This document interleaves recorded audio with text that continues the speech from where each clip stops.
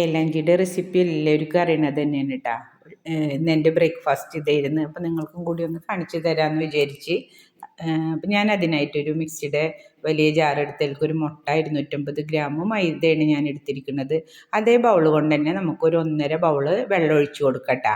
ഇത്തിരി ഉപ്പ് ഇട്ടിട്ട് നന്നായി അടിച്ചെടുക്കുക. അപ്പോൾ ഇതിൻ്റെ ബാറ്ററിൻ്റെ പിന്നെ കട്ടിയില്ലായ നമുക്ക് കട്ടിയില്ലാത്ത നൈസായ ദോശ ഉണ്ടാക്കി എടുക്കട്ടോ.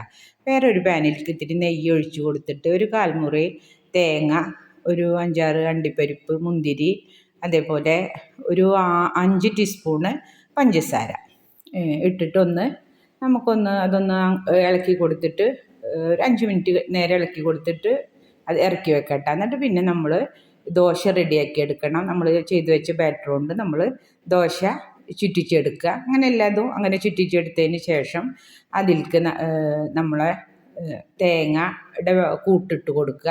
2 സൈഡും ആദ്യം മടക്കി കൊടുത്തിട്ട് പിന്നെ സെൻറ്റർ മടക്കി കൊടുക്കട്ടോ.